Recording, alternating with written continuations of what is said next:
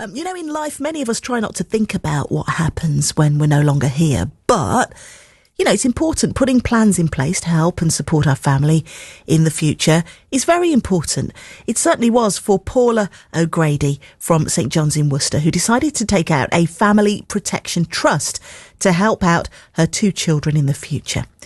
But what is a family protection trust? Here's our reporter Emma Davis to tell us. Family protection trusts are often recommended to individuals and families who want to protect their assets from potential future creditors. They are designed to protect the family home from certain creditors, such as care home costs and inheritance tax liability. Now, when Paula took out the Family Protection Trust, she thought a one-off payment of £2,500 would secure the future of the family home for her disabled son.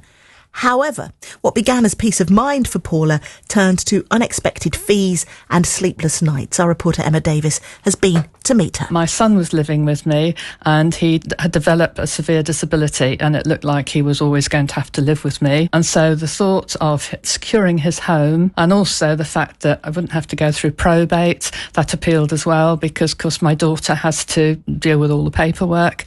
So for both my children, it seemed a really good idea. I was told it would be perfectly straightforward. I thought of it as giving my home away early to my 2 children. And I was told that you just paid a sum of money up front. And from then on, all the legal side would be taken care of. And if I needed to go into care or I died, my family would just ring this number and everything would be taken care of. So it just all seemed very simple. You signed the Family Protection Trust in 2011, but fast forward 13 years to March 2024. And that was when you looked up their website, wasn't it? Just purely by chance, because I'd not had, I'd had very minimal contact with McClure's, and I just thought, just out of interest, I'll just look up their website, only to discover that they'd gone into administration 3 years before, and Jones White had taken over. How did you feel at that point? Absolutely shocked. I had no idea then, what to do other than contacting Jones White. And when you realised that it had gone into liquidation, what did you think was next for you? Well, I thought Jones White would just take over, just carry on the trust as it was. Never occurred to me that I'd have to start paying for things all over again. So first of all, they offered me a review for £400. That was only to say what was on my file, not to do any work. And then they sent me through a list of their fees, which was absolutely terrifying because they were huge. And it was obvious I couldn't afford to either dissolve the trust or actually do much with it. Am I right in thinking that you found out that 3 people were actually named as living at your address? Well, yes. See, in my mind, I'd really signed my home over to my children. I hadn't really thought what the title deeds would look like. The other thing I did was send away for the title deeds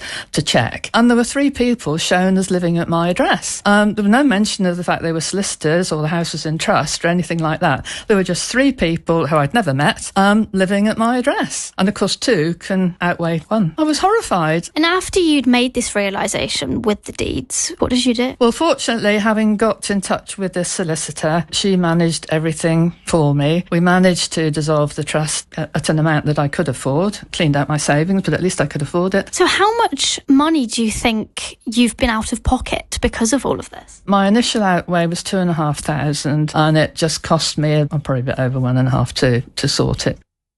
That's BBC Hereford and Worcester's Emma Davis talking to Paula O'Grady from St John's in Worcester. Paula isn't alone, though. Annette Riding's mum spent more than £5,000 on 2 trusts with McClure, but like Paula, she wasn't aware that the firm's solicitors had been named on their house deeds when her father died in 2012 and her mum went into a care home. Trying to get them removed took more than 2 years and affected her sleep, mental health, and she had to continue to pay the bills on the home as she couldn't sell it.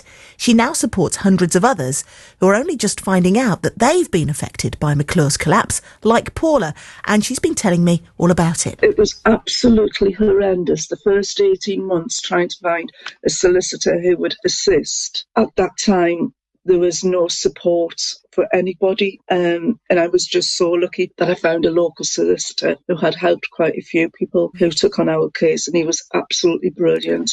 And you mentioned that you're involved with the victims of McClure's Facebook page. That must have been super helpful. Talk to me about that. It was about 20 months in, somebody recommended it to me, and I went on, and that is where the solicitor was helping a lot of people. And so once I had got my situation resolved, I started looking a bit more into the Facebook page, and at that time there was about 900 people on it. Wow. And people were coming on, joining and asking the same questions, such as, what do I do?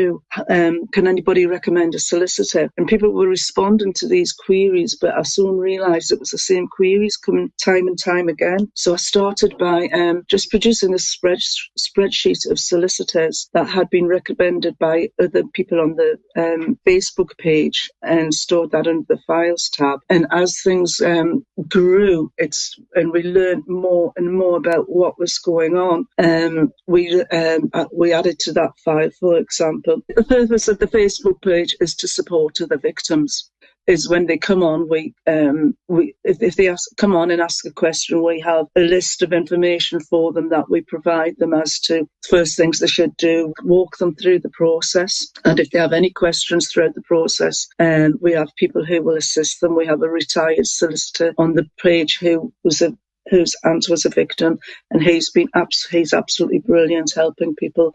It's basically there to help and support people. I suppose the benefit of your experience and the experience of others is helping those people who are new to the table on this to avoid the stress levels that you had to endure in order to nitpick and find the detail. I mean, how many people are coming to the page? Well, we've now got 3,500 on the page. Wow. And you're quite correct. Because of what the suffering that the people who found out in the first instances went through, we've now got a process in place where they can have everything resolved probably within 6 months. We have an agreement with the Land Registry for England and Wales that they will fast track any victim of McClure's. They will go to the top of the queue so that they don't have to wait a year in the queue for the land registry title deeds to be changed. So it's quite if I say so myself, it's now quite a sleek process for people to go through. Not a nice process, and they are stressed out because the majority of these people are now in their 80s, 90s, or it's that their relatives where the individual has passed, and they've just found out about this when going through their affairs. That's Annette Riding, one of the administrators of the Victims of McClure Solicitors Facebook page, in which Paula O'Grady from St John's found support. McClure's former managing director, Andrew Robertson, declined an interview, but says if it wasn't for the COVID pandemic, the company would still be trading and their clients would still have nothing to worry about. He says all of our cases were taken over by another firm of solicitors, Jones White, who took over almost all of our staff, including me.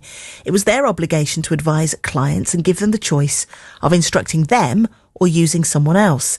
This took a while. As a result of the volume of clients, the house would be transferred to the trustees. The trustees were selected by the client, but we recommended partners in the firm who were expected to be there until retirement.